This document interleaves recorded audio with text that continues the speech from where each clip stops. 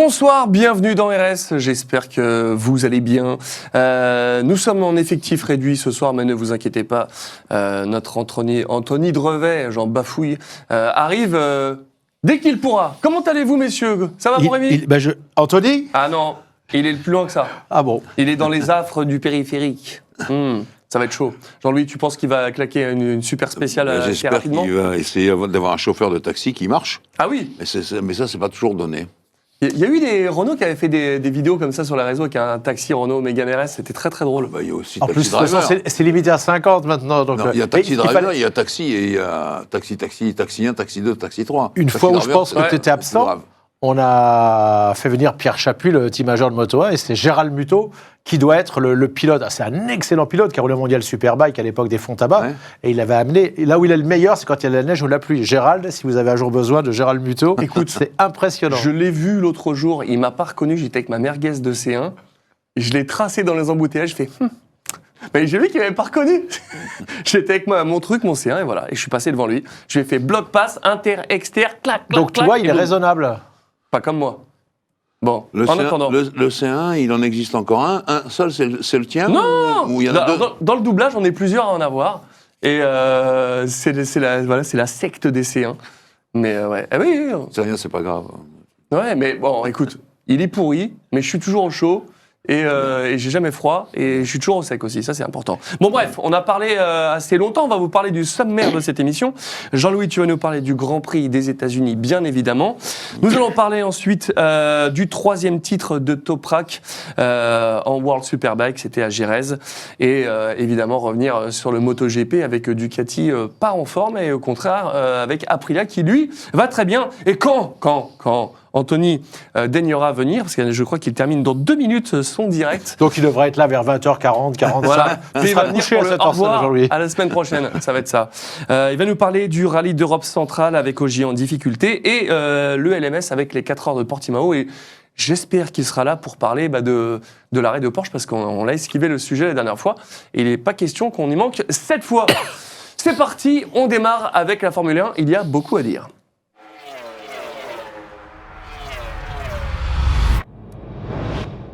On s'approche de la fin de saison 2025. Jean-Louis, qu'en est-il de cette saison 2026? Est-ce que tout est calé et ça y est, c'est gravé dans l'arbre? Pratiquement, parce que les deux signatures chez Mercedes de George Russell et de Kimi Antonelli, eh bien, ça nous laisse 4 postes à pourvoir. L'équipier de Gasly chez Alpine, est-ce que ce sera Colapinto ou pas, qui, je vous le rappelle, a refusé d'obéir à l'ordre de ne pas dépasser? Oui. Ah oui, Il l'a c'était fait. bon ça. Il l'a fait. Enfin, tout ça, c'est en arrière-garde. Hein. En plus, il n'a pas performé cette année. Enfin, il y a des chances que ça bouge, quoi. Ça bouge. D'un autre côté, il avait raison là. Oui, Oui, d'une en part, attendant, il n'a d'une pas part. performé de l'année. Alors, mais bien sûr, il y a un pilote avec beaucoup d'argent qui peut occuper un baquet chez Alpine, mais ne croyez pas qu'il va y arriver des stars chez Alpine, parce que qui pourrait se contenter de cette voiture? Déjà, quand on voit ce qu'ils ont fait, qu'est-ce que va être la voiture de 2026? Voilà, on peut se poser la question. Mais C'est ça qui est important. tu penses qu'on ne pourrait pas avoir un pilote de F2 qui se dirait, j'espère- moi, ça me va très bien, Alpine. J'espère, mais bon, on va en reparler d'un pilote de F2, parce que chez Ouais. Cadillac, ça va arriver. Ah bah justement. Alors, équipier de Pierre Gasly. Ouais. Et puis, dans les 3 postes Red Bull, il y en a qui a 4 postes Red Bull. Hein. Il y a le Red Bull et puis Racing Bull. Bon, on sait que Max, il ne bougera pas. Adja, Et tu pourtant, il y a eu pendant longtemps une rumeur comme quoi il allait chez Ferrari, chez Mercedes aussi. oui. Et Chez donc ça, Ferrari aussi. c'est faux, Oui, non, évidemment. non, C'était il y a quelques mois, mais on les a beaucoup rumeurs, vu circuler. hein. Non, mais les rumeurs, et Rémi peut en parler en MotoGP ou en Formule 1, on peut passer des heures là-dessus, Ouais. les rumeurs. Non. Et donc, il y a 3 postes vraiment à pourvoir chez Red Bull et Racing Bull, Tsunoda, Adjar, Mais si Lawson, Adjar ou Hirofino. vient aux côtés de Verstappen, mettons cette hypothèse-là, qui on aurait sur le Racing Bull? Peut-être les 2 autres, moi je n'en sais rien. Peut-être Tsunoda sera rétrogradé, Lawson restera, pourquoi pas après tout.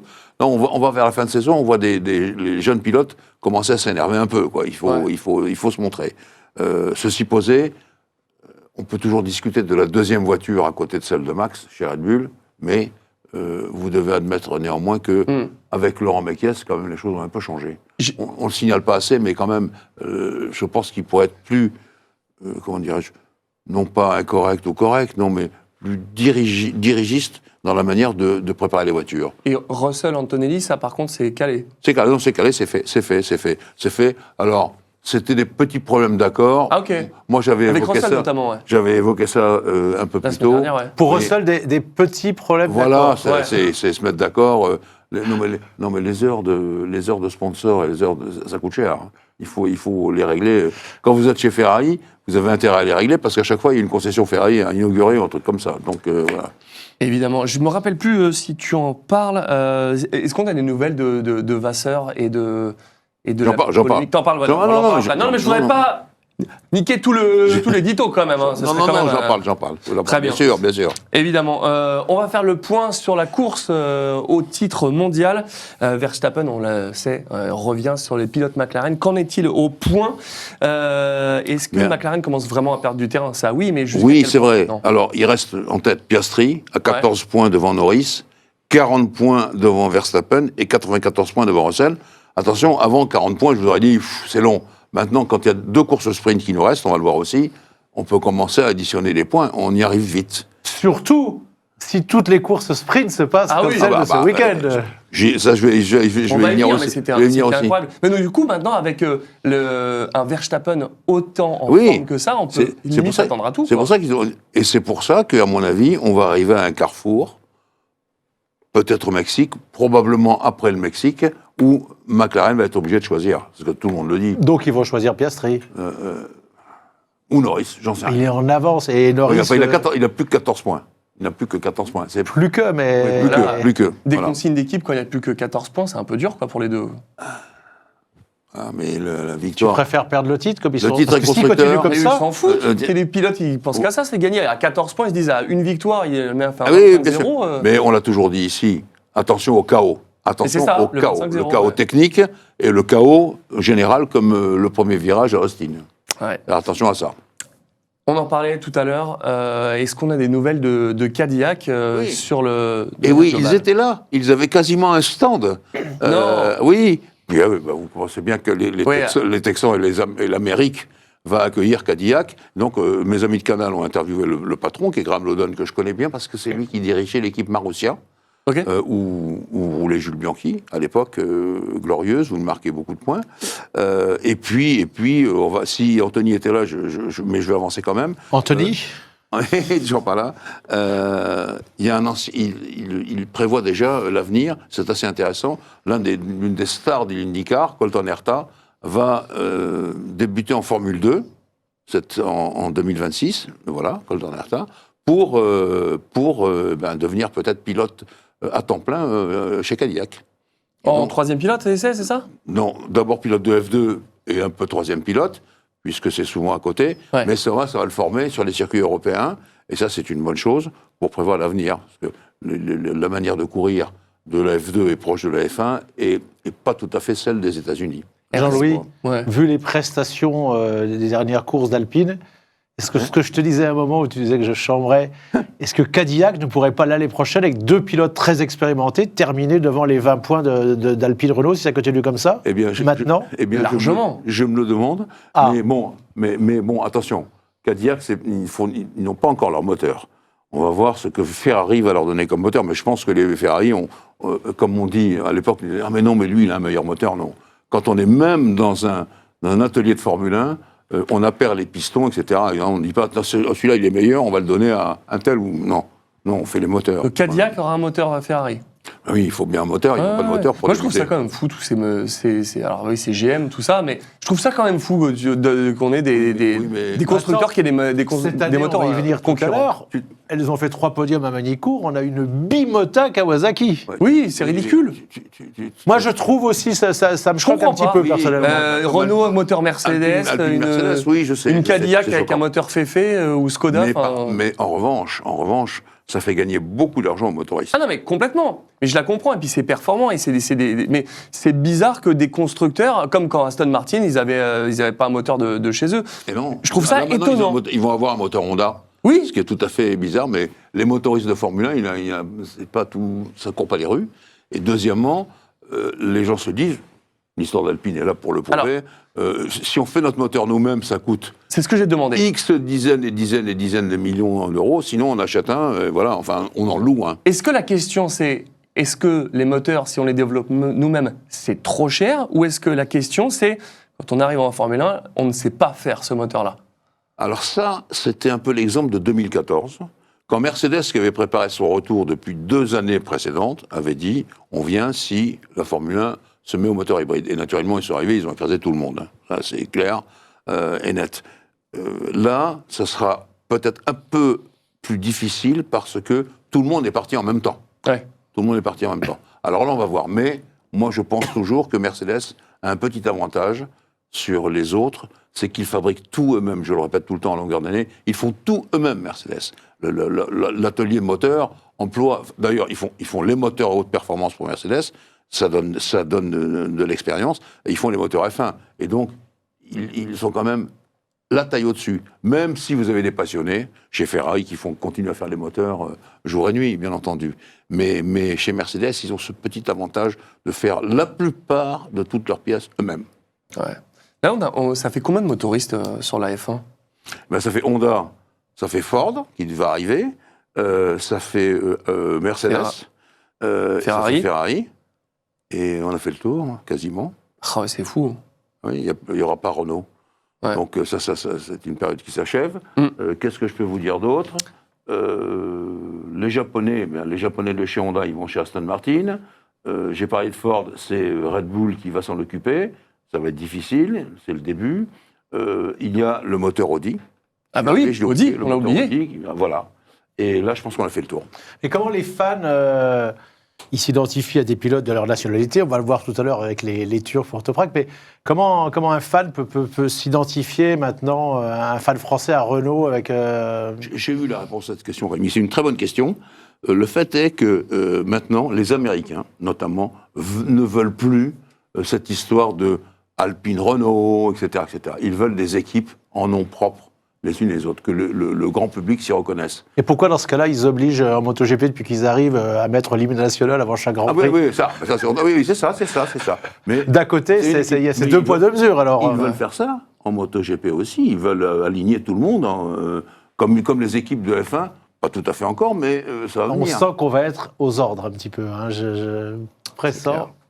Revenons sur ce Grand Prix d'Amérique, une course sprint chaotique, notamment pour McLaren. C'est bien pour le suspense, ça nous fait plaisir, mais c'était chaotique. Alors les sprints, il en reste 2. Ouais. Brésil et Qatar, il faut faire attention à ça, mais 2, c'est des points à prendre. Ce que je veux dire de ce sprint d'Austin, c'est que ça nous a montré l'intérêt du premier virage. Ah oui, une nouvelle fois. Rendez-vous au premier virage, c'était bien. Ça, c'est ce que dit mon copain Julien Febron, mais on va en discuter avec Rémi, lui qui lit des papiers. Moi, je trouve que le responsable, c'est, vous l'avez devant là, c'est Piastri, celui qui est en l'air. Parce que Piastri, il a voulu faire exactement comme Villeneuve l'an passé, on l'avait dit ici. Ils se déportent tous vers l'extérieur, je vais m'infiltrer à l'intérieur et filer. C'est ce qu'a fait c'est ce qu'a fait Leclerc l'an passé. Et là, il veut faire ça, Piastri, sauf qu'il est déjà très engagé vers la gauche, et puis qu'il oublie que derrière, il y a des voitures. Et là, il se rabat sur Alonso et comment dirais-je, la Sauber de notre ami, je me rappelle, Hülkenberg, ouais. Et qu'il envoie taper dans l'autre. Parce que pour une fois, Hülkenberg, il ne peut pas grand-chose sur ce coup-là. D'ailleurs, Zach Brown a accusé Hülkenberg tout de suite, et ensuite il est allé s'excuser devant Hülkenberg lui-même et devant l'équipe. Et c'est-à-dire qu'il a perdu son calme, qu'est-ce qui s'est passé ? Il a dû perdre son calme, il ne voit pas bien les choses, mais en l'occurrence, quand vous regardez sous toutes les coutures, c'est Oscar qui a voulu faire une Leclerc en se rabattant, mais il y avait déjà du monde à côté. Quand vous voulez faire comme le Charles Leclerc l'an passé, faut qu'il y ait vraiment un peu d'espace. Là, il n'y a pas d'espace, tout le monde est à côté. Mais ça veut dire que donc, du coup, Zach Brown a accusé Hülkenberg, en fait, alors que non, c'est oui, après, il est allé s'excuser, ça, bien sûr. Mais oui, d'accord. Oui, bien sûr, oui, il est allé s'excuser, il est allé serrer la main à Hülkenberg en disant « je suis désolé », et il a fait la même chose avec l'équipe, avec Mattia Binotto. Mais bon, en attendant, le carton y était, il n'y avait pas de McLaren. Ça, c'est bien pour le championnat. C'est avec des courses sprint comme ça rebat les cartes et c'est bien. Hein. Mais donc, cette course sprint, ça m'a beaucoup fait rire aussi parce que elle a terminé sous neutralisation. Et oui. On sait très bien que les Américains, ils détestent ça. Ils n'en veulent pas en Formule 1. Et alors là, je dis, je me marre tout seul. C'est 2 tours, hein, je crois. Oui, bien sûr. Sous voiture de Alors que c'est déjà court, le sprint. Et donc, il n'en restait pas beaucoup des tours, mais il en restait quand même de quoi faire une douzaine de kilomètres. Et voilà, sous neutralisation. Et comme c'est eux qui insistent absolument, c'est chez eux que ça s'est passé. Donc, je répète, je me marre. Voilà. Tout à fait. La presse italienne en Formule 1, elle ne se marre pas. Au contraire, elle est très critique. Que se passe-t-il du côté des Alpes? Vous savez que la semaine dernière, on a évoqué le cas de Frédéric Vasseur. Et j'ai essayé d'expliquer que chez Ferrari, on était quand même le nez et les yeux sur le cours de la bourse à New York, etc. Et je me suis dit, là, je m'inquiète pour lui parce qu'une chute de près de 12% de l'action, c'est beaucoup. C'est vraiment beaucoup. Donc c'est une grosse action, Ferrari. Et là, quand même, il y a eu du flou parce que John Elkann, le patron et le propriétaire, c'est le petit-fils d'Agnelli, John Elkann, a dit non, mais moi je conserve ma confiance à Vasseur. C'est la raison pour laquelle je vais vous parler de la presse italienne. Alors déjà, je vais vous citer l'exemple de mon ami Alain Prost, qui dès 1990, quand il était chez Ferrari, et encore plus en 1991, je dis alors comment s'est passé Il me dit, je suis fou furieux, ils me rendent dingue. Je dis, mais pourquoi tu me rends dingue? On a une réunion de travail général, le manager, les pilotes, les machins, etc. Il y a tout la presse italienne qui est étalé sur la table. Et c'est tout juste si on ne prend pas des décisions en fonction des titres de la Gazzetta, de Tuttosport, de Corriere della Sera, etc. Et dans ce cas-là, McLaren, ils vont faire quoi? Parce que nos confrères de l'équipe, ils ont titré, ils n'étaient pas d'accord, que Norris a été sanctionné par McLaren. Bah oui, non, mais je ne sais pas où ils ont pensé ça, parce que personne n'en a absolument parlé. Alors Oscar Piastri qui aurait déclaré le lésé du jour, oui. Il a dit, Lando a reconnu qu'il était responsable de l'incident, et puis devant la presse, il aurait dit aussi, Norris, j'ai reconnu être... responsable de l'incident, je pense que cela est juste. Vous avez vu la photo? Ouais. Vous avez vu la photo? Je sais. Et comment ils ont réussi à lui faire dire ça? Alors, c'est l'équipe. Ah ben ça, c'est ce qui est le plus inquiétant. Ah. Le plus inquiétant, mais... Il y a un petit lièvre là quand même, non? La presse italienne. Donc je vous ai parlé d'Alain Prost, avec toute la presse italienne sur la table. Il disait, bon, on commence la réunion en lisant les journaux. Il dit, bon, lui, il est chez McLaren, où Jérôme Denis était carré comme tout, donc c'était compliqué. Mais... je vais vous donner un autre exemple que j'ai vécu, et qui est un exemple avec Enzo Ferrari. Enzo Ferrari lui-même. Enzo Ferrari, il arrivait dans sa conférence de presse, qui était suivie du monde entier. Hein. Il rangeait ses dossiers. Il y avait Piccinini qui était là, qui disait, voilà, ingénieur, machin, etc. Et puis tout d'un coup, dessous, il sortait un papier, et il sortait un article. En l'occurrence, c'était un article de Tuttosport, qui voulait être... par rapport à la Gazette, qui voulait être l'agitateur d'idées. Et alors, ils disent, mais il est où notre ami de Tuttosport qui nous donne si souvent des conseils dans ses colonnes?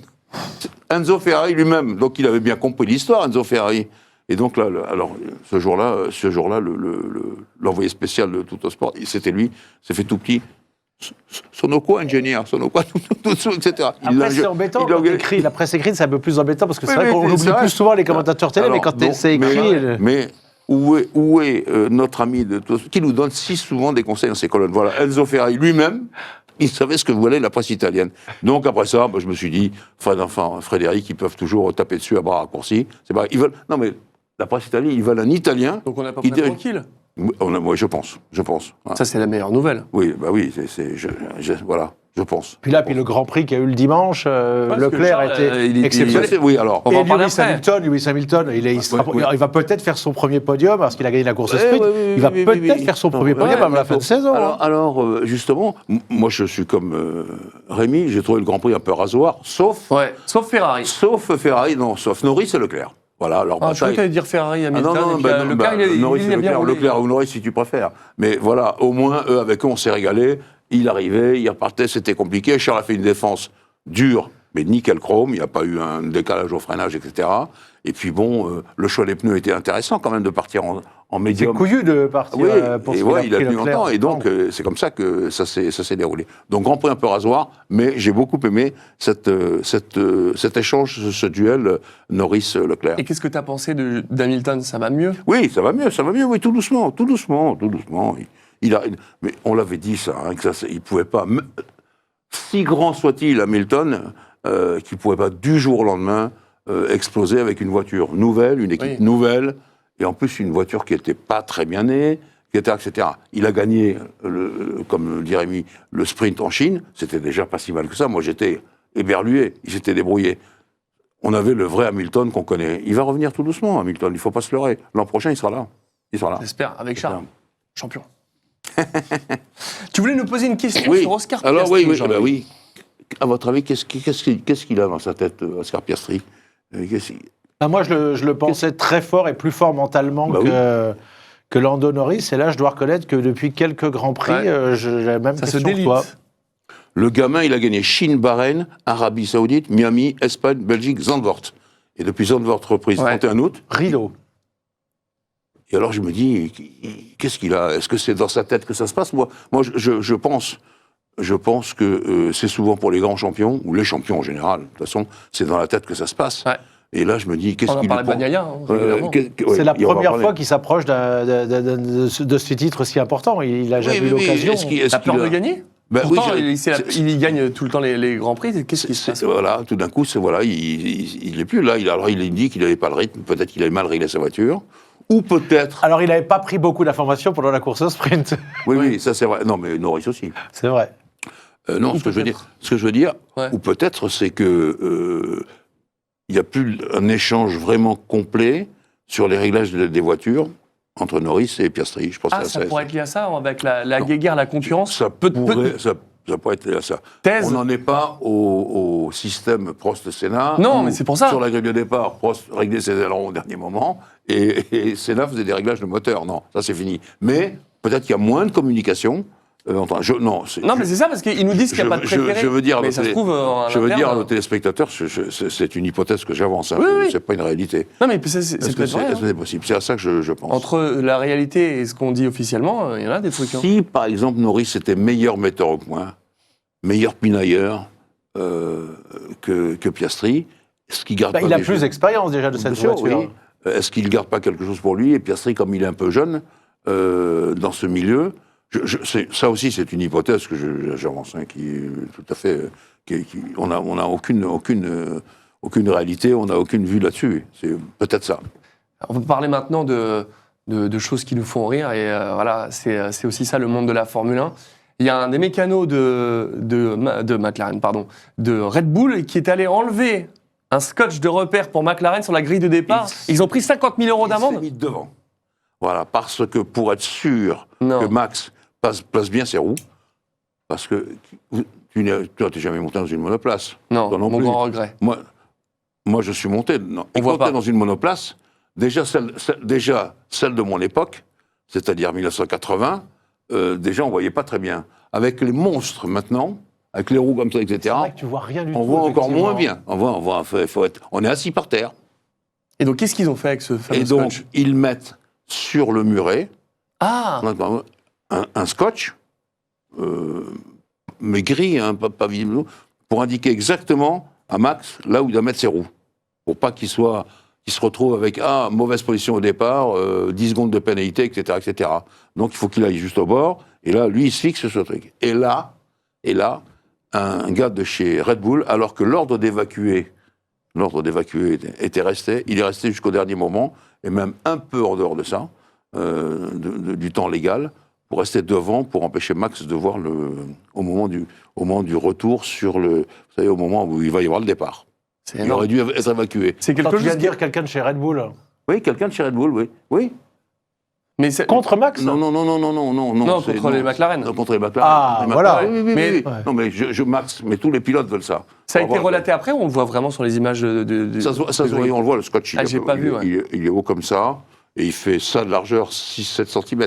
Oui, c'est le gars de Red Bull qui est devenu devant. Oui, pardon, j'ai parlé de Max. Mais Max, on a compris. Il veut lui aussi un vrai repère. Et alors, ils le prennent sur le côté où, quand c'est pas vraiment facile, il y a cette astuce du scotch. Ça, c'était la première fois, c'était jamais arrivé. C'est jamais arrivé. C'est peut-être pas le mécano, on lui a peut-être suggéré l'idée à la personne qui l'a fait. C'est drôle, c'est de décaler le scotch, ça va le mettre devant. En tout cas, non, ils ont pris 50 000 d'amende. Pour gêner un pilote de ce talent-là, c'est pas si cher que ça, si ça marche. Mais Max, c'est comme ça aussi. Lui, il veut aussi ce repère exact. Qu'est-ce qu'ils font? On va voir ce que va faire McLaren maintenant contre lui au prochain Grand Prix. Mais enfin, c'est 50 000 $. Et avec ce que ça coûte, la Formule 1, on n'est pas capable d'avoir des placements au millimètre près électroniques où on sait que la voiture est au bon endroit et c'est un voyant vert. Parce que là, il n'y a plus de pilotage. Mais Donald, Non, mais pour la grille de départ, ça va. Tu comprends. Donald, tu as vu que ça s'est passé quand même 3 ou 4 fois cette année.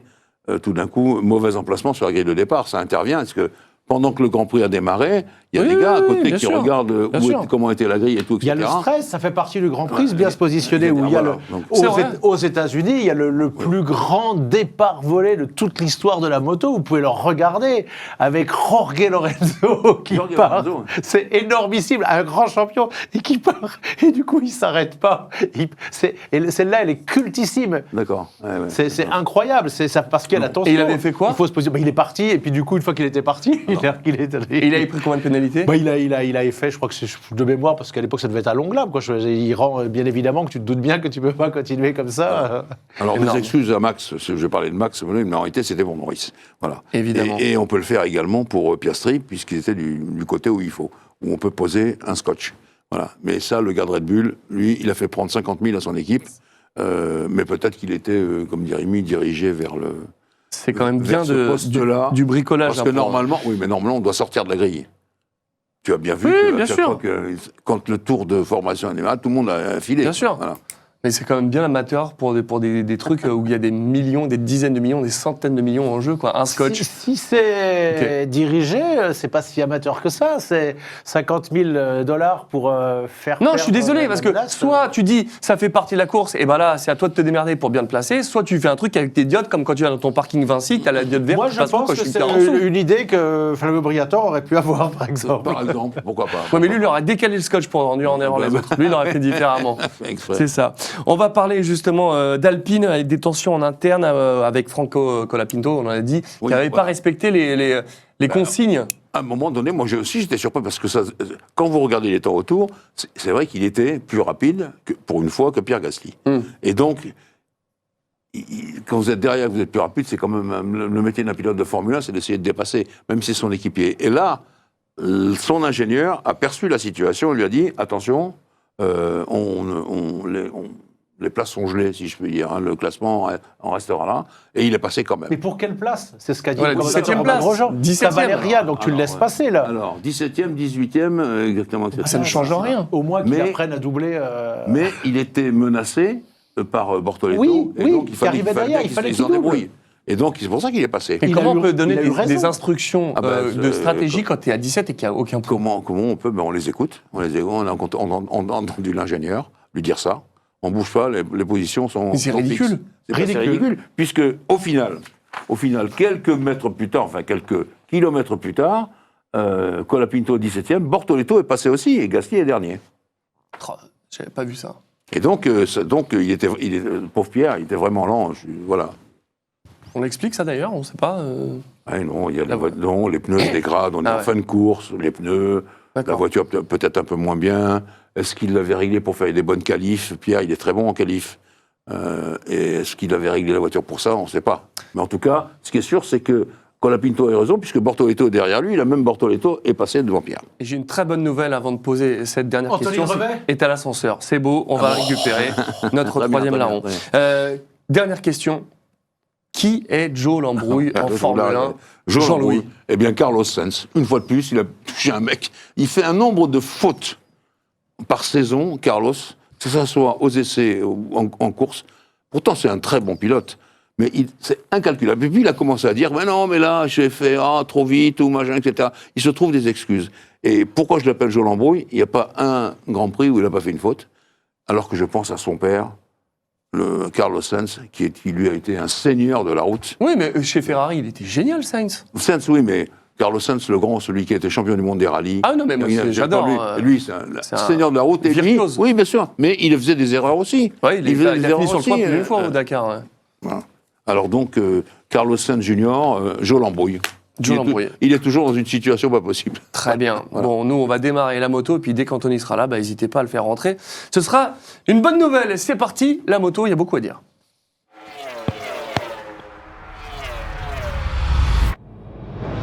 Ah bah tiens, on était en demi-teinte, on était en mode fantomatique. C'était wouh. Ah bah fantomatique. fantomatique, c'est Pecco Bagnaia depuis le Grand Prix de Ah Motegi. Ah bah tiens. En tout cas, oui, Toprak, lui, on va parler tout de suite de World Superbike à Jerez. Toprak, champion du monde pour la 3e fois, avec une remontée spectaculaire en course 2. Oui, en course 2, mais avant, il s'est passé beaucoup de choses. Déjà, Boulega a été exceptionnel aux essais. Boulega a gagné la course 1, donc ça repoussait, parce qu'il y avait quand même 39 points d'avance quand il est arrivé, un léger suspense pour le dimanche. Et puis, Boulega, il a fait tomber la star, Toprak Razgatoglu, qui fait tomber personne. Il faut savoir que moi, ce qui m'a marqué plus qu'à Westerlo, il y avait déjà beaucoup de monde. C'était, mais je ne sais pas combien de passes sont données, vendues aux supporters turcs et au public en mondial Superbike, mais c'était impressionnant. Je préférais remonter parce que j'avais le pass par la pit lane. Bonjour. Et là, ça s'est très très mal passé. Et comment il a fait pour le faire tomber, Boulega? Là, ça peut arriver. Là, Non, mais comment il s'est passé quoi? Il a fait une petite erreur de pilotage, mais ses autres erreurs après, c'est que il n'aurait pas dû célébrer. D'ailleurs, dans son équipe, il y a un seul mécanicien qui a célébré quand il a gagné. On était un petit peu embêtés chez Ducati. Et puis après, il a été l'avantage du Superbike, c'est que il y a le garage qui est là, il y a l'endroit où il y a le débriefing avec les pilotes, puis juste à côté, il y a le fameux paddock show animé par Michael Hill. Tous les Turcs sont arrivés, ont commencé à siffler, à insulter Ducati, mais surtout Boulega. Il y a un des mécaniciens qui est sanguin qui y allait, qui s'expliquait. Du coup, James Tozan, qui faisait des interviews en langue anglaise, a essayé de s'interposer pour dire calmez-vous. Le fameux shérif de la sécurité, là, qu'on voit tout le temps, lui, il a déboulé aussi.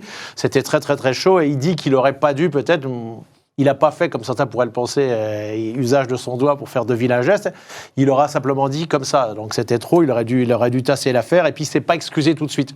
La seule excuse qu'il y aura, c'est quand Toprak va gagner, ils vont aller avec le casque, tous les deux, en piste, lors du tour de décélération, si je me souviens bien. Ils vont aller parler, il lui dit, et on voit que Toprak passe l'éponge. Mais c'était... Après, il y a Kenan Sofoğlu, qui est le mentor de tous les Turcs, qui sur un poste... où Boulega dit ça va trop loin. Il dit attendez, on menace ma fiancée, on menace ma famille, on menace mes mécaniciens.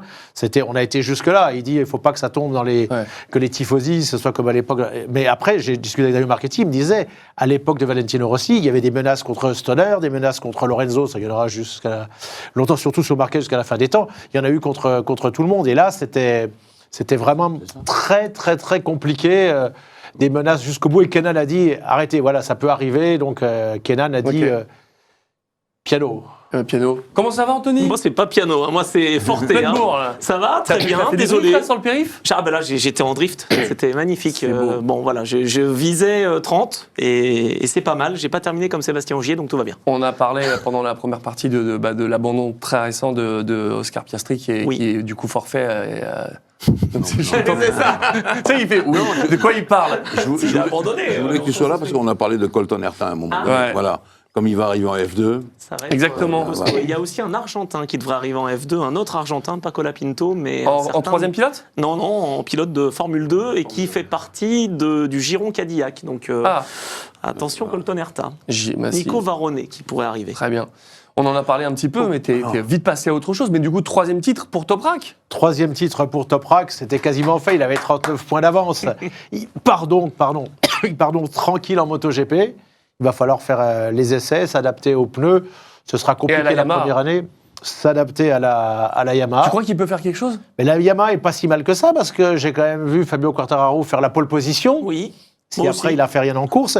Et Miller a été très, très, très bien. Miller, qui a fait 4e en course sprint, a été difficile à doubler. Et il était catastrophé. Je pense même qu'il a versé des larmes. On n'a pas tout vu. Mais devant son public à Phillip Island, je me souviens de Douane gagner en Australie ou faire quelque chose. Et c'est pas si mal que ça. Ça progresse. C'était podium possible pour Miller. Mais ça va mieux. Mais après, c'est en dégradation que c'est compliqué pour les Yamaha. Moi, j'étais très déçu. C'est du stoppie de Toprak pour fêter son titre. Il était complètement éclaté. Il arrive dans le mur fatigué. où il était en photo, en stoppie. Il arrive, il fait un petit truc. On aurait dit ça avec un QR50. Quoi. Attends, il va faire ce qu'il faut en MotoGP. Oui, mais je suis très déçu pour un mur à casser en stoppie. Il est arrivé, il a soulevé 30 cm. Oui, mais non, c'était pas une belle roue de ouf. Il était déjà tombé le matin, t'aurais voulu qu'il se blesse en plus. Mais non, mais il sait faire des stoppies, des vrais. Il sait. Il aurait fait ça avec demi-tour sur la remorque. Ça aurait été magnifique. Déjà que je l'aimais bien, mais je l'attendais. Il a fait un burn de légende après quand même. C'était le Stoppie, Rémi, le Stoppie. J'espère qu'on n'a pas des téléspectateurs turcs qui vont s'occuper de lui. Mais non, mais je l'adore. Mais il a raté son Stoppie. C'était le Stoppie à pas rater. Je suis désolé. On parle du championnat du monde féminin avec Béatrice Nella, malchanceuse le samedi, et tu m'as dit que c'est Maria Herrera qui remporte le 2e titre. Voilà, elle était arrivée avec le maximum de points. Il y a d'ailleurs la course 2 était gagnée par une jeune femme, Ramos, qui était wildcard et qui a mis des bateaux dans les roues, Naïla. Voilà, je pense que sur ce qu'on a vu sur l'ensemble de la saison, Maria Herrera championne. Ça, c'est quand même dingue. Moi, je trouve que des wildcards, un peu comme quand les Japonais arrivent à Suzuka ou, je sais pas, sur les circuits qu'ils connaissent, arrivent et s'imposent. Enfin, je sais pas ce que t'en penses, mais et Joshua Brooks, qui était venu en Australie, qui avait gagné la course en Supersport en étant wildcard. Et j'en ai discuté il y a 10 jours à Estoril avec Troy Bellis, parce qu'on avait plus de temps. Je lui dis, mais moi, j'ai commenté en 97 une course où il y a Arada, Capirossi, Biaggi, Valman, pour le titre d'ailleurs, et Valman va terminer en larmes parce qu'il gagne, mais ça sert à rien, parce qu'il se sauve devant et il comprend pas qu'il faut rester avec ceux-là. Et je lui dis, il y a un gars que je découvre, qui est là, dans les 6 premiers, qui roule au niveau d'Olivier Jacques, de Valman. Il me dit, oui, avec Jacques et tout. C'est Troy Bellis. Il y a des pays comme ça. Il y avait l'Angleterre, il y avait chez Keyboard, je pense qu'il a dû gagner une course, on était en wildcard au Mondial Superbike, mais là où c'était le plus fort, effectivement, tu as raison, c'était le Japon. Là, le Japon, le plus gros exemple, c'est le Rifomebe, mais pas que. Il y a eu d'autres pilotes wildcard qui étaient capables de gagner des grands prix. Des Kato aussi, quand il est au tout début. Exceptionnel. Non, Kato. Ils sont capables, les Japonais, ça c'était mon analyse, de se faire sur leur piste qu'ils connaissent par cœur et parce que cette mentalité nippone, sur cette course-là, de se faire harakiri. C'est de prendre tous les risques. Et Randy Le Punier, j'en avais discuté, d'accord avec moi, pour ça, il n'y a que le Japonais qui est capable de faire ça en moto. C'est vrai. Tu veux nous parler aussi du titre Supersport 300 ? Voilà, avec Fernandez qui a gagné, qui était le favori. Ils étaient encore 4 à jouer le titre, même Valucci a encore une chance. Et il y en a beaucoup qui espéraient, y compris chez Kawasaki, que ce soit comment s'appelle-t-il déjà, Diable, je l'ai mis sur le... Carter Thompson. Carter Thompson, bon sang que je vais voir sur sa grille de départ, qui est un espoir qui d'ailleurs quitte Kawasaki pour aller chez Yamaha aux grandes dames de Fabien Rollo. Mais quand ce garçon a un talent pareil, il a débuté quelques courses l'année dernière, il est exceptionnel. Et ce que j'avais pas mis dans ton conducteur, mais qui est important que j'avais rajouté après, quel est le constructeur qui est champion pour la dernière fois de l'histoire, parce que c'est fini la 300 ? Une chinoise. C'est la Cové. Ah oui, c'est la Cové. On a failli passer à côté. C'est vrai qu'il y a quelqu'un qui m'a dit, il n'y a pas grand monde qui en a parlé, c'est un Suisse c'est la Cové qui est championne. On en voit de plus en plus de ces marques. Elles ont arrêté en Grand Prix à cause de... C'était le pilote espagnol qui a eu la riche idée de... C'était Huertas ou González ? C'était Valéry González, qui est le riche idée de mettre un bandeau qui rappelait la guerre entre le Japon. Ouais. Mais forcément, de toute façon, quand tu connais la force de frappe des Chinois, tôt ou tard, ça va marcher. Mais en tout cas, ils ont déjà ce titre, voilà, pour Cové. Et Manzi, dont on a parlé la semaine dernière, fraîchement champion, a brillamment remporté la course le samedi. Brillamment, il y a eu une conférence de presse où je suis allé, où les journalistes ont posé des questions traditionnelles, et moi, ils ne me connaissaient pas, les différences de beaucoup d'autres. Et je lui dis, mais explique-moi, je discute avec Valentin Debise, avec Lucas Mayas, que tu as sorti à Donington, il n'a jamais pu se venger. Il dit, je préfère rentrer, plutôt que skido, je vais disjoncter. On connaît le tempérament de Lucas, on a vu en course, malheureusement, ce que ça a fait en course 2. Il a sorti Caricasulo, et je ne pensais pas à ce mois-là. J'ai discuté avec les gens, ils m'ont dit, mais Caricasulo, c'était le mec le plus dur avec les autres pilotes. Il l'a sorti chez lui en Italie, personne s'est vengé. Donc je lui ai dit, tu en joues ? Il a un petit sourire, il a dit, oui, j'en joue. Donc là, après la première course, je vais le voir, parce qu'il passe Alcoba en force, il les passe tous en force. Je lui dis... tu as fait exactement ce dont on a parlé jeudi. Il a dit, si je fais pas ça, je reste chez moi. J'ai dit bravo. Et après ça, j'ai rajouté, il y avait tous les gens de chez Yamaha, parce qu'il y avait Tsamou Donjo qui était à 15 Il est très, très... Il a fait quoi ? Il est agressif. Si je fais pas ça, je reste chez moi, il a fait quoi exactement ? Mais il le pousse, il pousse-toi de là que je gagne. Voilà. Il est viril. Il est viril et personne ne se vend jamais. Et je lui dis, moi, je suis à la plage de Chalonjou, ce que tu lui as fait, parce qu'il avait des hectomètres d'avance à Manicourt, où tu le bats les 2 fois, je vais voir un psychiatre. Et là, lui, il se marre, il me fait un clé. Et il y a l'attaché de presse au lit de Yamaha qui me fait, faut pas que l'autre entende. Il les prend. Et je lui ai dit après, avec la gueule que tu as, sachant que 6 ou 7 pilotes top vont s'en aller, parce qu'il faut rajouter Van der Mark, sans doute Yannone. Il y a Jonathan Ray qui est parti, c'était d'ailleurs un très beau moment d'hommage. Bon, mais c'est il y a Toprak qui soit parti tôt. Il y a tu as une vraie chance, peut-être pas la première année en adaptation, mais avec tous ces tops qui s'en vont. Oui. Si tu continues comme ça, que tu t'imposes, sans être le nouveau top rack, il peut être l'une des 4 ou 5 vedettes du Superbike l'année prochaine. Comme Mélandry l'était à l'époque. Voilà. Mais en 33. Ouais. Mais c'est un petit peu comme Senna. Moi, j'ai l'impression que Ayrton Senna, il se faisait respecter, il allait au contact, et si ça passait... Non, mais je veux dire, si ça passait... Alors, je vais rajouter une question. Je lui ai dit, mais alors moi, j'ai pas suivi évidemment tes courses en Italie. Je te vois que depuis que tu es mondial, il dit 2 ou 3 fois, ça m'est arrivé. Voilà, il y en a un qui gagne, un qui perd. Donc, a priori, en Italie, il y en avait qui se laissaient pas faire. Mais là, pour l'instant, en Super Sport, et c'est fini, il n'y en aura aucun qui a osé. Il y avait Fenati qui... Ouais, Fenati, il était capable de prendre un pass pour aller à moitié étrangler quelqu'un de l'équipe qui n'allait pas. Il était capable de faire des gestes antisportifs horribles en prenant le frein de l'adversaire avec ses compagnies. Là, on parle d'un garçon qui est correct sur la piste, qui est viril comme l'était, puisqu'il s'en va en MotoGP, Toprak Gazgatoglu, qui, mine de rien, n'a jamais fait tomber personne. Et jusqu'à sa dernière course, lui, on l'aura fait tomber. On va parler aussi des Français avec Valentin Debise qui a réussi à sécuriser sa 5e place. Mais les autres Français, ils en sont où? Loïc Arbel a été blessé donc à sa décharge. Et 0 point, mais l'équipe me rappelait qu'ils arrivent de la 300, l'équipe Flembeau qu'on a reçue ici. Donc, il est revenu de blessure? Ouais, il est revenu sur la fin à partir de Manicourt, mais ça a été compliqué. Et c'était sa première année, il n'en a fait qu'une moitié. Moi, ce qui m'a marqué dans cette équipe, c'est que, et j'ai vu le message qu'a mis Laurent Engel, il n'y a jamais eu aucune tension. Il n'y a pas de bon résultat, ils partent sans points. Et j'ai passé même des soirées avec eux après, que ce soit les mécaniciens, toute l'équipe. Là, je ne sais pas à qui on doit ça, si c'est à Laurent Engel, à Loïc aussi, qui est un bon gars, un gentil, il faut le dire. Mais en tout cas, 0 tension, et il continue l'année prochaine, très bien. Lucas Mayas, ça a été très très compliqué.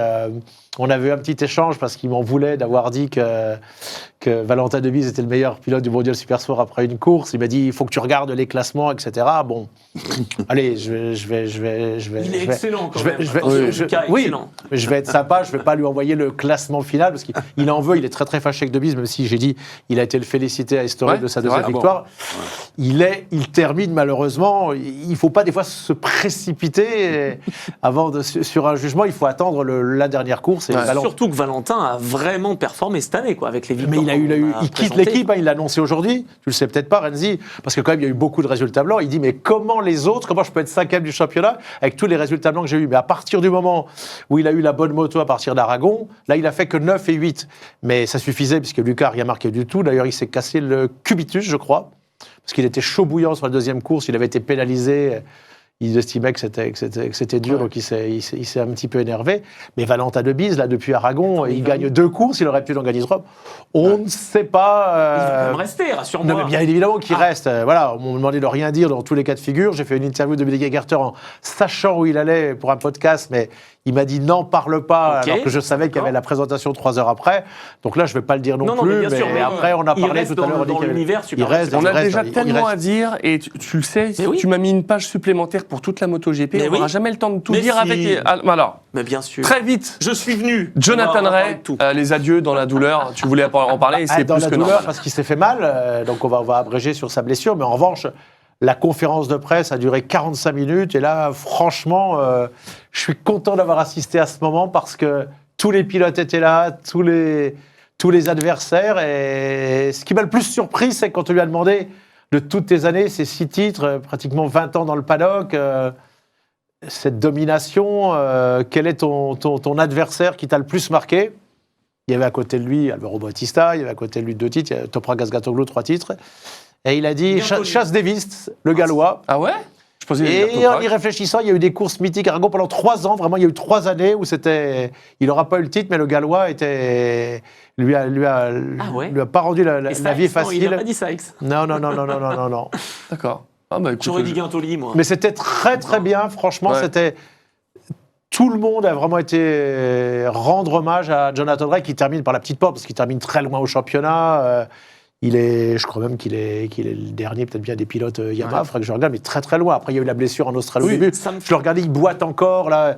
Il allait à la clinique qui n'est plus mobile. D'ailleurs, il y avait une espèce de clinique mobile, mais il y avait à Rérez, tu sais, je pense qu'il était temps, en revanche, qui s'arrête pour le coup. Là. Et on va partir tout de suite sur le MotoGP avec Bezzecchi très en forme. La lutte pour le vice-champion est plus que relancée. Elle est relancée par rapport à Marquez. La MotoGP, ça a été un week-end incroyable pour Aprilia. C'est incroyable. Avec Bezzecchi qui gagne, et puis un certain Raúl Fernandez qui finit deuxième le samedi. Et Rémi, 2 victoires Aprilia. Est-ce que c'est une première, selon toi, en MotoGP depuis le format sprint? Bon, je pense que oui. Eh ben non. Il y en a C'est déjà arrivé à Kota, à Austin en 2024, avec Maverick Viñales. Ah, il avait gagné les deux, exact. Après, je crois qu'il n'a plus jamais rien gagné. Il avait gagné la sprint aussi. Mais donc, du coup, je me suis plongé. Parce que Marquez n'était pas dans le coup. Parce que sinon, à Austin, c'est pas possible. Austin, Aragon et Saxonnerie, c'est pas possible. Il avait gagné la course sprint aussi, tiens. Oui. Et ils avaient fait ça. Et je me suis plongé dans les stats et je me suis dit, est-ce que Honda, est-ce que Yamaha, est-ce que les autres constructeurs l'ont fait? Non, mais c'est très fort. De faire 2 victoires, KTM évidemment. Que des Italiens, donc. C'est fou. Mais ça m'a surpris. Enfin voilà, dans le bon sens du terme. Mais les Aprilia étaient là parce que Marquez n'était pas là. Oui, aussi. Oui, alors juste. Pardon, il revient quand finalement Marquez, alors, parce que il a été opéré. On avait dit 2 courses, mais... Il a été opéré. Alors déjà, on va y venir dans quelques minutes pour la course de Portimao, parce qu'on sait, j'ai discuté avec lui, qui va être son remplaçant. C'est officiel? Ok. En tout cas, je lui ai posé la question à Nicolo Boulega. Il m'a dit oui, avec un petit sourire. Donc on va voir, parce que c'est compliqué qu'il vienne là. Mais on en parle tout de suite. Mais on va terminer avant avec Marquez. Bien sûr. Allez, justement, moi, je pense qu'il ne sera pas là à Valencia. Il ne sera à Valencia que s'il est dans des bonnes conditions physiques. Il n'a plus rien à gagner. Il a montré à tout le monde qu'il était le plus fort. Il faut vraiment qu'il soit sûr à 100%. Quel intérêt? Même les essais, vu comme il domine, les essais qui après les traditionnels du mardi, il n'y a franchement aucun intérêt. Même les Italiens à qui j'ai posé la question, il faut vraiment qu'il soit à 100% d'ici là, parce que ce sera en novembre. Il peut faire 3 froids, les virages 3 et 4 à Valence. Il y a de la pluie. Quel intérêt vraiment, surtout si ça se passe bien pour celui qui va être le remplaçant à Portimao. Il ne veut surtout pas refaire Jerez 2020, où il revient trop vite et où il perd. Oui, c'est ça le problème. Mais c'est pour ça, quand ils ont annoncé qu'il allait faire les 2 dernières courses, je me suis dit, mais c'est improbable. C'est improbable. Mais alors du coup, est-ce que ça en est à l'état de rumeur? Ce serait Boulega qui remplacerait Marquez? On parle de Portimao, on parle pas de ce week-end. Oui, non, mais de toute façon, Pirot, il a 40 ans. Oui. Il n'a plus la motivation. C'est un pilote de développement rapide, mais là, il n'a plus le rythme. On ne peut pas continuer comme ça. Il était dernier. Mais d'accord, mais Boulega, il change de championnat, ça pourrait être. Attends, il change pas. Il est pilote de réserve. Oui, mais d'accord, mais bon, là, ça pourrait donner des ailes. Enfin, on lui dit tu passes en MotoGP, il y va direct. Dario Marchetti, je lui ai posé la question. Il a dit il n'a rien à gagner. Parce qu'aller dans ces conditions-là, alors que tu vas faire une belle fin de championnat, que tu es la star et le favori l'année prochaine au mondial. Attends, mais c'est la fin de saison. Il faut apprendre la nouvelle machine. Alors le circuit, heureusement, moi il le connaît, Portimao. Les pneus, ce que vont avoir tous les pilotes comme problème, à part Toprak dans 2 ans, il va falloir, lui, il va switcher directement de Pirelli à Michelin. Ça va être intéressant. Je suis d'accord, mais et si il nous fait du génie et il performe de fou? Mais la géométrie est différente, la différence entre la Panigale et les c'est abyssal. L'électronique. S'il fait un top 10, déjà, c'est magique. Mais oui. Parce que Bautista, quand il y allait d'abord, il était blessé, il n'a rien fait en Malaisie. Mais Bautista, il avait fait des grands prix, beaucoup. Là. Il revient. Il était blessé. Il revient, et quand il est parti après des débuts sensationnels en Moto 3, il a été sauvé, il a eu des problèmes familiaux, comme m'avait expliqué Dario Marchetti. Et il peut dire merci à Ducati Roubaix qu'il a relancé, mais qui a voulu le relancer en Supersport. Il y a eu une saison, je crois, il a fait 16 victoires, il est champion, et après, directement, il a été dans le coup, en Superbike. Il est bon, Boulega, il est vraiment bon. Justement, moi, il est très doué, il est très doué. J'y crois, ça pourrait être une énorme surprise. T'imagines, c'est très dur. C'est très dur. Après, cela dit, c'est arrivé en 2006 avec Bellis, non? Mais vous parlez de faire un top 10, le mec, il a les top 5 minimum. 3 titres champion du monde Superbike, et dont je vous ai raconté qu'en 97, il arrive, il n'a jamais roulé en Grand Prix, et il se bat avec Tetsuya Harada, la légende, Loris Capirossi, Ralph Wallmann, Olivier Jacques. Là, pour Boulega, même s'il est très doué, et la marche est haute, il a plus à perdre qu'à gagner, mais il peut effectivement... De toute façon, allez. Ça se refuse pas. Ça se refuse pas. Je ne pense pas qu'il va faire pire que ce qu'a fait le pauvre Michele Pirro. Il est le dernier, Michele Pirro. De toute façon, il n'y a pas. Si, il y a chute, le pire, mais bon. Oui, non, mais c'est sûr. Enfin, moi, je le vois bien performer. Je dis pas que ça va arriver, mais pourquoi pas? Il a du génie. On lui souhaite. Mais... Ça lui fera oublier ses menaces de mort sur sa fiancée, sur son équipe. Parlons des performances de 2026, justement, des Aprilia, c'est de bonne augure pour Jorge Martin. Normalement, oui, parce qu'on voit Raúl Fernandez qui gagne à son tour. C'est impressionnant. 7e pilote différent, du coup. 7e pilote différent. Du coup, c'est simple. Combien y a-t-il de pilotes de la grille MotoGP qui n'ont pas gagné de Grand Prix? Il faut faire une petite soustraction. Intéressant, ça. Ah oui, c'est vrai.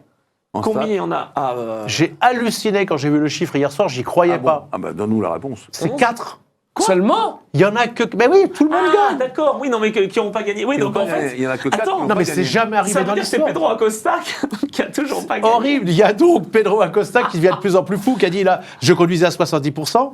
Il y a Luca Marini. Ouais, Luca Marini, Ayogura. Oui, et le quatrième. Bon, Et le quatrième. je pense à mes vacances. Ah oui, Somkat Chantra. Voilà. Mais lui, il n'y arrivera pas. Oui, De toute façon, ça, on le sait, ouais. il part en Superbike. Mais Il n'y en a que 4, c'est dément. Il reste encore 3 grands prix. Imagine, parce que Marini, on ne sait jamais. Et puis, Acosta, il est tout à fait capable d'en gagner une. Mais alors lui, il se fait passer sous le nez. Moi, je n'y croyais pas. Alors, certains sont à 1 ou à 2. On comprend mieux que Raoul Fernandez ait pu gagner. Donc, Raoul Fernandez, il a 24 ans. En Moto 3, il avait fait 6 pôles, 2 victoires, 4 podiums. Ouais. Et en Moto 2, quand même, avec seulement 18 courses, 8 victoires et 12 podiums. Mais c'était un vrai talent. Hein. Oui. Enfin, ça l'est toujours d'ailleurs. Mais il a mis du temps à performer. Alors, il a saisi sa chance aussi parce que Bezzecchi avait long lap. Ah oui, le double. Double long lap. Ah oui, Ça aide aussi, ouais.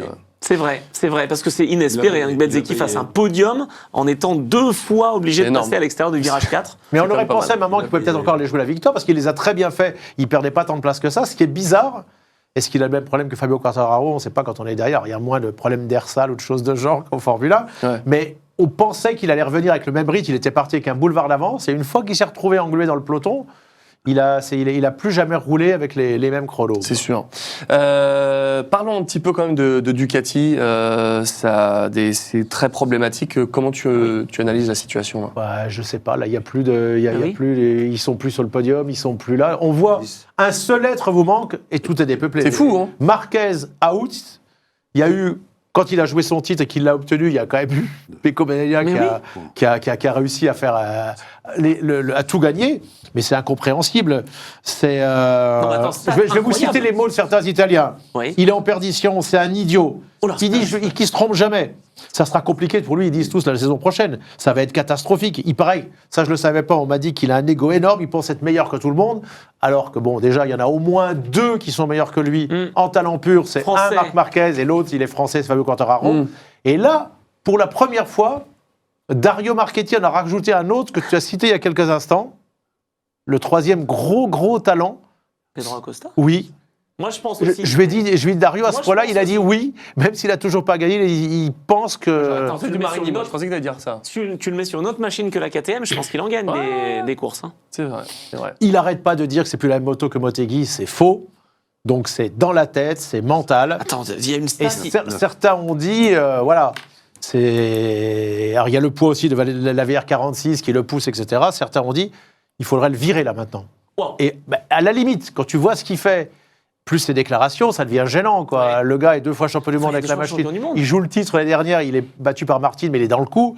Il fait rien, il arrive à Motegi, il fait la pole, il gagne le sprint, il gagne haut la main la course. Et ensuite, les 2 courses d'après, il se ridiculise. 0. Il ne rentre pas, il ne prend pas les virages. Il rentre dans les 4 dernières courses. 4 fois 0, c'est pas possible. C'est énorme. J'ai réfléchi.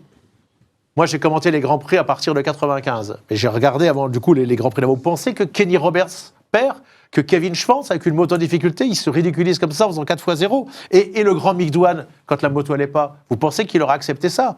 Et Valentino aussi, ou Marquez, ou le réseau, aucun pilote, je n'ai jamais vu aucun pilote, en tout cas sur les 30-35 dernières années, faire un fiasco pareil. Ça, c'est vraiment le mot italien qui convient. Tu ne peux pas tout gagner sur une course, faire la pole, la course sprint, et la course longue, et ensuite faire 4 fois 0. Un vrai grand champion, c'est là où les paroles, il y a 2 ans, Dario Marchetti sont exactes. Ça n'est pas, il l'a redit encore aujourd'hui, ça n'est pas un grand champion. C'est un champion, c'est un double champion, mais c'est pas... Mais je vois très bien où tu vas. Comme Joan Mir, très bon, il a gagné, il a profité. Tu penses que Verstappen, quand la voiture va bien... Voilà. Oui, il est là. Là, on le voit cette année. Oui. Très bonne stat que vous avez. Donc j'ai fait la stat en F1, il n'y a que 9 pilotes qui ont gagné des sur 20, sur même pas la moitié, ce qui est déjà beaucoup d'ailleurs. Voilà. Mais là, en MotoGP, c'est après. Je voudrais quand même parler de nos Français, Zarco qui fait la pole en sprint, mais chute sur la course principale. Quartararo qui fait la pole.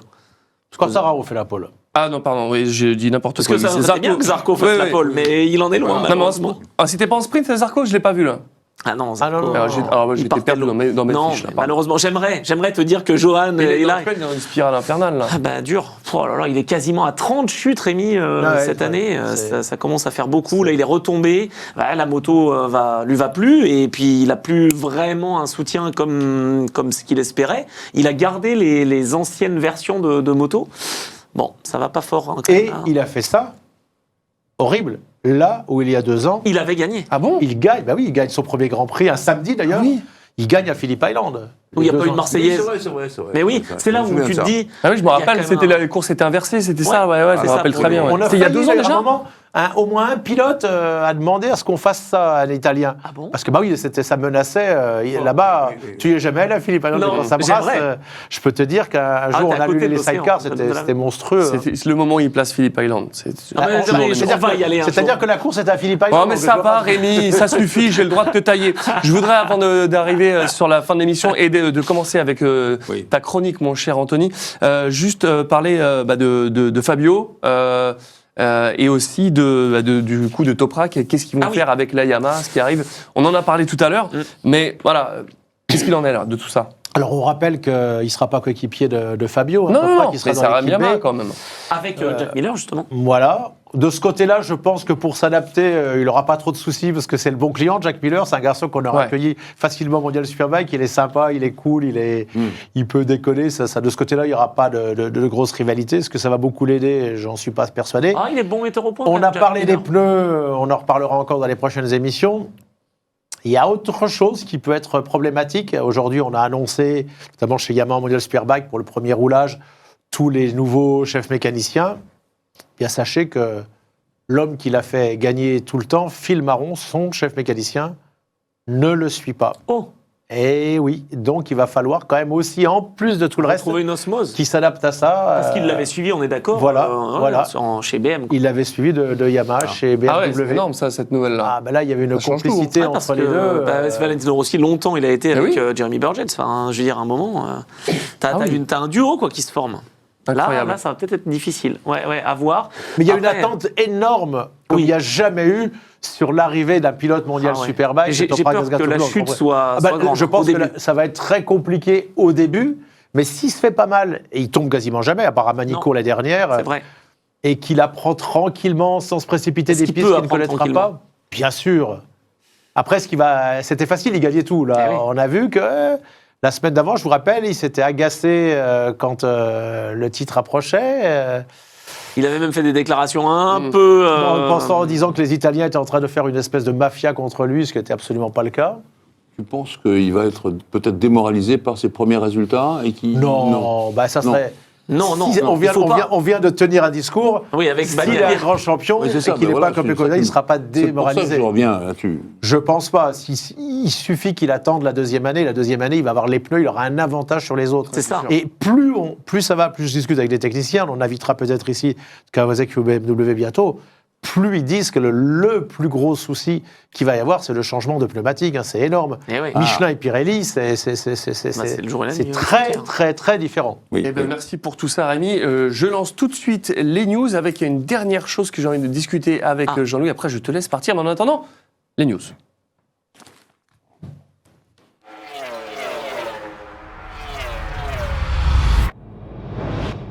J'attendais, Jean-Louis, que la semaine dernière, on n'en a pas parlé parce que tu n'étais pas là, mais je voulais quand même avoir votre point de vue à tous les deux. On l'a évoqué, on l'a survolé légèrement, mais l'arrêt de Porsche sur le WEC, c'est une catastrophe pour le championnat hypercar. Qu'est-ce qui s'est passé et qu'est-ce qui a causé ça et est-ce que ça ne va pas changer un petit peu cette homogénéité et ce qui nous promettait dans les années à venir pour la catégorie? C'est sûr que ça peut faire un précédent, entre guillemets, envers les autres constructeurs. C'est clairement, je pense que tu vas être d'accord, c'est clairement ce qui se passe côté industrie c'est les ventes qui ont baissé qui amènent justement ça. 21%, c'est énorme. C'est beaucoup. Mais en attendant, c'est une image, le WEC. Oui, mais c'est beaucoup d'investissement. Et puis surtout, politiquement, ils menaçaient plusieurs fois de partir parce que la BOP, etc. Bon, là, ils sont partis, quoi. La BOP, ça ne plaît pas à de nombreux constructeurs. Mais bon, si tu n'as pas de BOP, tu n'as pas non plus une variété. Exactement. Mais la preuve en est que si tu es un bon constructeur et que l'autre est moins bon, tu dois aussi pouvoir le prouver. Ça, c'est la première chose. La deuxième chose, c'est que Porsche, la baisse des ventes, elle est surtout sur le modèle phare de la marque, qui est la 911. C'est l'hybridation peut-être que ces Non, trucs-là non, qui non, font c'est que... pas- les gens achètent des SUV. Ah oui. Je connais pas les noms, moi, etc. Comme le Cayenne, des trucs comme Exactement. ça. Là, ils gagnent de l'argent avec ça. Oui. Mais le modèle phare, et ça, quand tu étais tout petit, Ah bah oui, la 911. tu l'as vu, la 911. Moi aussi, je l'ai vu évoluer Elle au est fil du magnifique. temps. C'était magnifique. Et là, tout d'un coup, il y a une baisse un Ouais. peu générale sur les modèles luxe, chers, mais chez Ferrari. Mais en même Parce temps, qu'il y a des attends, chez malus. Parce Ferrari qu'il y a des aussi. malus. Non mais je suis Et puis, d'accord, il y a des malus, mais ça c'est que il y a- pour la France, c'est pas le cas pour l'Allemagne par exemple. Oui, non, mais Et non, mais- franchement, moi les 911, j'adorerais avoir une Oui, 911, oui. mais quand tu vois une nouvelle présentation de 911, c'est comme une keynote avec la nouvelle iPhone. J'ai l'impression que c'est la même chose. Ah, ça c'est Oui, sauf que vrai aussi. moi, je les ai connus, les S avant et les 911S. Maintenant, c'est plus le terme, mais c'est le jour et la nuit. Ouais. Ce C'est qui a ça fait la aussi. qualité des Porsche, c'est la ligne. Ah non mais la puissance. j'adore, et je te dis, j'adore ces caisses, mais le t'as l'impression que moteur- toujours la même qui modifie... Le V6 à plat, le V6, le 6 cylindres à plat, imbécile, je suis. Le 6 cylindres à plat, qui roule et qui tournait à l'ordinaire, l'essence ordinaire. À l'époque, tu vois, c'était un truc, c'était vraiment. Et quand tu vois maintenant que ça commence tout ça à bouger, je pense que chez Porsche, il y a une famille, hein, Volkswagen, Mais tu vois, Audi, oui, bien les sûr, mais tu cousins, vois, etc., Audi hein. est parti, Eh ben ça a oui. vraiment fait beaucoup de mal à la catégorie. La Porsche qui part, c'est un sacré coup dur. Oui, mais il y a beaucoup de constructeurs quand même qui sont là. Donc c'est pas la même situation que quand en 2016 Oui. Audi s'en va pour le crash Et est-ce pour que le si Dieselgate. ils avaient été champions du monde avec Je les crois- doublés, et Non. ça aurait changé la donne? Je pense pas parce qu'ils sont champions aux États-Unis. Et ils continuent aux États-Unis, hein. Ils Oui. s'arrêtent pas, hein. Ils font l'IMSA, hein. Ils Oui, font mais les grandes Ouais, courses. mais bon.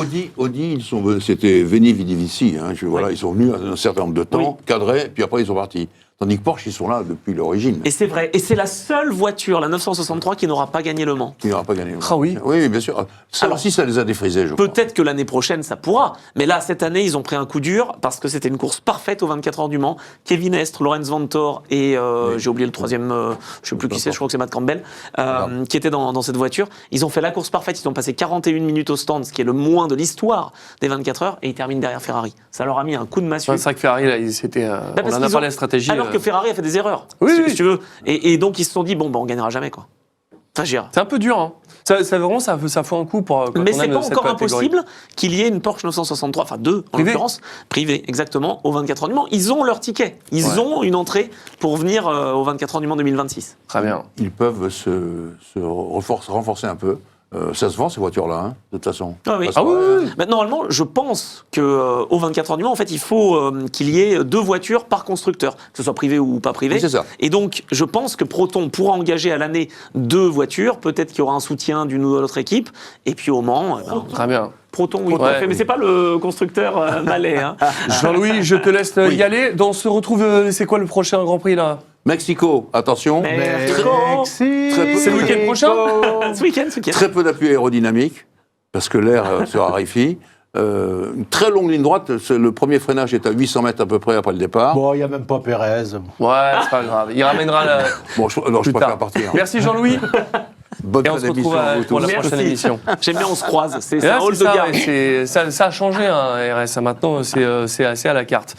On va parler du rallye d'Europe centrale avec Sébastien Ogier qui perd gros, mais qui reste quand même dans la course au titre. Oui, mais il perd quand même très très gros. Alors le rallye d'Europe centrale, je fais rapide, mais quoi c'est un rallye entre trois pays. C'est quand même hallucinant. Je ne comprenais pas pourquoi tu dis Europe centrale. Mais Ouais, eh ben, on roule en République tchèque un jour, on roule en Autriche et on roule en Allemagne. Et en fait, c'est toute la difficulté. Ah, les deux premiers pays ne sont pas très très gros géographiquement. Hein. La Non, République tchèque maintenant. avant, mais c'était les la routes sont Tchécoslovaquie. différentes. Et donc, comme les routes sont différentes, l'adhérence est différente. Et donc, c'est le rallye, l'un des rallyes les plus difficiles sur asphalte selon les pilotes. À ce point-là? Et oui, parce qu'il peut y avoir des conditions vraiment d'adhérence totalement C'est différentes énorme. entre les routes. On ajoute à ça Et la pourquoi- météo. Et pourquoi il a perdu gros du coup, Ogier? Eh ben parce qu'en fait, il a crevé sans le savoir. C'est-à-dire qu'en fait, sa voiture, normalement, est censée avoir un capteur. Ouais. Quand le pneu crève, tu le sais. Sauf qu'en fait, le pneu gauche crève, mais il a que des virages à gauche. Donc, il ne le sent pas. Premier virage à droite, ça tourne pas. Il va dans l'arbre. Aïe, aïe, aïe. Il avait crevé 2 virages avant. Et il tourne, et ah là, mais c'est pas possible. Et il se retrouve dans l'arbre. C'est vraiment rare pour être souligné. Erreur de Sébastien Ogier, qui était revenu en tête du championnat en ayant manqué 3 Oui. rallyes. Et là, il se retrouve dans un arbre. Pas de bobo, fini. c'est parce Non, que là, non, un pas de arbre, bobo. en rallye. Pas de bobo. Par contre, il a traversé la route, il s'est retrouvé de l'autre côté. Il était énervé comme tout. Et le dimanche, il s'est dit, je pars en mission, je veux gagner le maximum de points. Il repart quand même, au vu du règlement du WRC, avec 10 points. Et il limite les dégâts puisqu'il ne se trouve qu'à 13 points seulement de Elfyn Evans. Donc il reste Qui en a encore profité, ouais, du dans coup. la lutte pour le titre. Effectivement, mais c'est pas Elfyn Evans qui a gagné, puisqu'il reste sur 3 deuxièmes places consécutives. Il a 13 points d'avance sur ses 2 équipiers, Sébastien Ogier et Kalle Rovanperä, qui gagnent. Et du coup, je voulais nous parler de Rovanperä. C'est quoi l'histoire? Ah ben voilà, Kalle Parce que là, c'est Rovanperä, incroyable, hein. peut-être la dernière saison avant de se concentrer sur la F1. Comment ça? On passerait du rallye à la F1, ce que Sébastien Loeb rêvait de faire avec Red Bull. Potentiellement, Kalle Rovanperä pourrait le faire. Chez qui? Alors attends, il va pas faire ça du jour au lendemain. Il fait une dernière partie de saison en rallye, il va faire une saison de monoplace l'année prochaine au Japon. Et si ça fonctionne, il ira de plus en plus gravir les échelons. Il est encore très jeune. Ah ouais. Il en a ras-le-bol du rallye parce que ça fait depuis qu'il a 8 ans qu'il roule. Et il a tout gagné. Il n'a pas, certes, les records, mais il est bien tenté. C'est-à-dire qu'il va faire du F2 puis plafonner comme tous les pilotes de F2 qui sont Non, il magnifiques. est soutenu. et que- Non, vu l'histoire, vu le storytelling, il sera pas plafonné. Lui, il ira chez Red Bull. Ça, il n'y a pas de problème. Maintenant, enfin Red Bull, AlphaTauri, ce que tu veux, t'y crois à Racing ce Bulls, point-là? machin. Il a fait un essai au Red Bull Ring. J'en avais parlé d'ailleurs il y a quelques mois, et ça s'était bien passé. Mais on savait pas à quel point ça s'était bien passé. Et a priori, ça Non, mais s'est très bien Ce qui passé. est fou, c'est qu'on voit tous ces pilotes de F2 qui sont des champions incroyables, qui n'y Bien arrivent sûr. pas. Ils ont les budgets, peut-être pas assez. Mais, Oui, non, c'est- et en tout cas, ils savent le faire. Et lui, peut-être que c'est déjà tout tracé, alors qu'il n'est pas forcément meilleur. Tu sais, alors il y a peut-être effectivement ça, mais le problème des pilotes de F2, c'est pas le talent. Hein. C'est Je vraiment sais, les. Non, c'est mais les- c'est le ce budget. sont les intérêts qui ne sont pas là. Quand tu as un Antonelli, il n'a pas mis longtemps avant d'arriver en Formule 1. Rovanperä, il est soutenu par Red Bull. Il est finlandais, ça fait un petit moment qu'on attend un vrai finlandais, parce que je parle pas de Bottas. Antonelli, on va rappeler les sommes folles qui ont été dépensées et les heures pour le former. Bien quand sûr. même, hein. Ah, Ça doit plusieurs être le millions. pilote de toute l'histoire pour lequel on a dépensé le plus. a C'est pas priori. loin. On a dépensé aussi pas mal pour Alonso à l'époque. On a dépensé pas mal pour certains pilotes pour les préparer. Mais lui, c'est vrai qu'il fait partie des pilotes les plus suivis.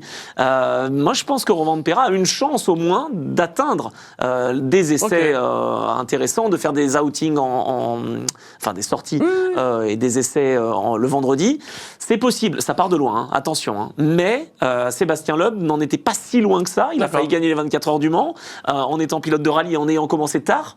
Faut pas oublier que Rovanperä, il est quand même encore très jeune. Hein. Alors, ok, il a 20, je sais plus combien, 25 ans, ou 26, mais c'est quand même un sacré pilote. Et donc, à l'époque, on démarrait la Formule 1 quand on avait 24, 25, 26 ans. Donc, c'est pas impossible. Ça serait la grosse sensation, évidemment. Il a roulé en drift, il a gagné. Il a roulé dans d'autres catégories, en Porsche Cup, en Scandinavie. Il n'était pas loin de gagner, ou il a même gagné des courses. Je l'ai vu rouler, moi, en Italie. Il mettait la fessée à tous les spécialistes Porsche. Hein. Et les Porsche Cup, c'est pas facile de les prendre en main. Pilote multidiscipline, C'est un talent. Ce serait beau. Hein. C'est un talent générationnel. surveillera. Et moi, je pensais qu'il allait enchaîner les titres comme des perles en rallye. Et il semblerait qu'il n'a pas envie de continuer. Très brièvement sur Thierry Neuville. Ouf. Oh là là, ça va être brièvement, oui, ça c'est sûr. Eh ben, il s'est craché. Et c'est peut-être la première fois depuis très longtemps qu'un champion du monde ne gagnerait pas de rallye l'année suivante, quoi. Ah ouais. Il nous a fait peur. Hein. Il a failli partir. Ah oui, c'est énervé, là. Ah bah là, ça a tapé très C'est très une très fort. Pecco-Bagnaia. Oui, il est en train de craquer. Ouais, mais non, mais alors Hyundai. Peut-être, je ne sais pas, j'ai pas toutes les cartes en main, mais est en train de se concentrer beaucoup sur l'endurance parce qu'ils arrivent avec Genesis, Magma Racing, et d'ailleurs, je fais la transition parce qu'on va en parler dans quelques instants.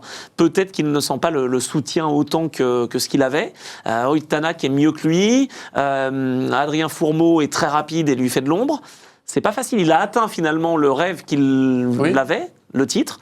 Est-ce qu'il n'est pas en train de craquer ? Je ne sais pas. Ouais, bon, c'est dommage parce que c'est vrai que très très bon pilote. Voilà, il est 5e du général, il marque le coup, 166 points, abandon, c'est son premier abandon de l'année, 0 pointé. Non, c'est dur, là, il est à une trentaine de points de Loïc Tanak, il est à plus de 80 points de la tête, donc c'est dur.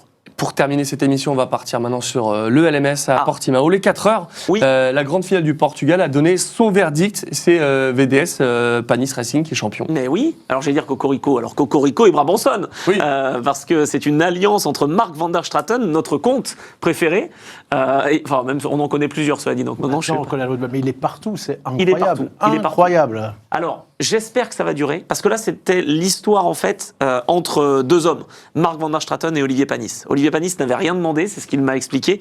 Il en a parlé à Marc VDS, voilà, qui était là. Il dit, bon, c'est difficile pour faire fonctionner mon équipe, etc. Mais il n'a rien demandé. Et Marc lui a proposé de l'aider financièrement dès l'année dernière pour aller chercher un titre que Panis Racing n'avait jamais eu, et pourtant il tournait autour. Et là, cette année, ils ont été irréprochables. Ils ont eu un petit passage à vide à Silverstone, mais pas de leur fait. Il y a eu des conditions qui se sont mal mises, et puis ils ont raté la victoire. Et finalement, à Portimao, ils n'ont pas tremblé parce qu'ils sont titrés en s'imposant, avec Charles Milesi qui nous refait le coup de Faut qu'il Fuji. vienne ici, Oui, là, Charles mais- Milesi. Le c'est Codorien, cool, il hein. avait promis qu'il le faisait venir. Mais Juste, ça je- va être plus compliqué quand même en moto, parce que déjà on le souhaite à Randy Le Punier et Florian Marino, mais Ouais. en endurance, même s'il a remis des billes beaucoup depuis cette année, et puis là, Sam Loves il a dû jeter l'éponge, il était trop blessé, il n'a ouais. pas pu terminer en Superbike. Il est reconduit pour l'année prochaine, et tant mieux pour Sam. Oui, mais c'est vrai qu'il est un petit peu partout, Mark van der Straten. Et D'ailleurs, Dixon, j'espère- son pilote, Oui. arrive avec Chantra, le Thaïlandais, en Superbike chez Honda. Oh là, oui. Eh ben attention, c'est vrai que ça va être intéressant. Donc du coup, victoire avec Charles Milesi, Esteban Masson et Oli Gray, c'était l'un des meilleurs trios de cette saison. Donc ils ont pas tremblé et ils terminent devant l'équipe Inter-Europol Compétition, une équipe polonaise qui a grillé sur le poteau l'équipe Genesis Magma Racing qui venait pour découvrir l'endurance et qui était pas loin de signer une place de vice-champion, voire même de champion. Et pourquoi j'en parle? C'était une position aux 24 heures du Mans d'offerte. Pour les deux premiers, c'est une position aux 24 heures du Mans. Inter-Europol a gagné cette année les 24 heures. Ils n'ont pas gagné le titre, mais en 2026, on les retrouvera. En GT3, c'est Corvette qui Oui. a gagné. Ils étaient où? Aston, McLaren Alors, et McLaren Fefe était pas mal. McLaren était pas mal. En fait, il y a un succès ballast. Donc, en fait, on met du poids dans les voitures Ouais. selon les résultats. Ouais. Et Aston avait gagné à Spa, ils ont pris du poids. Ferrari a gagné à Silverstone avec Lilou Wadou, on en avait parlé, Ouais. Ricardo Pera et Custodio Toledo. Et il s'avère que le poids à Portimao, comme c'est une piste qui est en montée en descente, c'est ultra difficile de s'en sortir. En fait, ils ont essayé chez Lilou Wadou et l'équipe AF C'est vraiment Corse. Portimao, c'est un c'est des vraiment c'est vallonné, C'est c'est un ça des qui a pires. fait la différence. Bah, en tout cas, la BOP des Ferrari était un petit peu moins favorable parce qu'elles avaient gagné. Donc en fait, c'était un Ferrari Challenge, m'a dit Lilou Wadou. On se battait pour la 5e place. Donc ça a été dur. Ils ont tenté de faire un coup stratégique. Parce que perdu pour perdu, ils ont voulu essayer de battre Aston Martin, qui étaient leurs adversaires pour Racing Spirit of Le Mans, une équipe française, et l'équipe TF Sport avec la Corvette. Ouais. Ils ont essayé, ils se sont décalés jusqu'à une demi-heure de la fin. Ils ont espéré avoir une neutralisation qui aurait pu remettre les choses un petit peu dans l'ordre et qui aurait pu leur permettre d'aller chercher une place dans les 5 premiers. Ils n'ont pas réussi, ils terminent 8e et donc le titre revient aux Américains. Première victoire, premier titre de Corvette. En Europe. Eh ben, c'est beau, justement, pour terminer. Dernière question, tu voulais nous parler d'Alpine. Ah oui, parce qu'aujourd'hui on a appris qu'un Portugais avait signé chez Alpine, aux côtés de Jules Gounon, aux côtés de Charles Milesi, aux côtés également de Fred Makowiecki. C'est Antonio Félix da Costa qui a été annoncé aujourd'hui. Voilà, il était au Bugatti pour faire des essais. Très très sympathique, je crois qu'il parle un petit peu français. On va s'arranger avec Alpine Endurance pour faire venir des pilotes, ça devrait être possible. Très bien, ça me va très bien. Voilà, ça nous Parfait. va. On va Bon, essayer. on termine là-dessus. Oui. Pourquoi je demandais avec tout à l'heure la prochaine course, donc c'est Mexico. Oui, ce week-end. Oui, et il y en a une la semaine d'après ou il y a une pause? Il y a, après Pour on prendre a court, Las Vegas, je crois qu'il y a une pause. Merci mon cher Anthony, tu peux souffler, c'est bon. Ça y est, c'est bon. Le taxi peut repartir aussi lui tranquille. Il Merci attend. Rémi. T'auras le débrief de Pecco Bagnaia en Malaisie. Ah bah oui, Oui. j'espère bien. Bon, en attendant, c'était un plaisir. Merci d'avoir été avec nous en direct ou vous qui nous Ou regardez en replay sur YouTube. Et on vous souhaite une bonne semaine. Commentez On se revoit. d'ailleurs. De quoi Hein, commentez d'ailleurs sur YouTube et tout. Je crois qu'il y a des boosts, des machins. Enfin, faites tout ce que vous C'est- pouvez faire, quoi. Et tu parles de Formula I, là, faut booster le fan boost. Non, ce n'est pas pareil sur RS. Il y a le fan boost sur YouTube. Exactement. Merci de nous avoir suivis, c'était RS. À bientôt. Ciao, ciao. Ciao, ciao.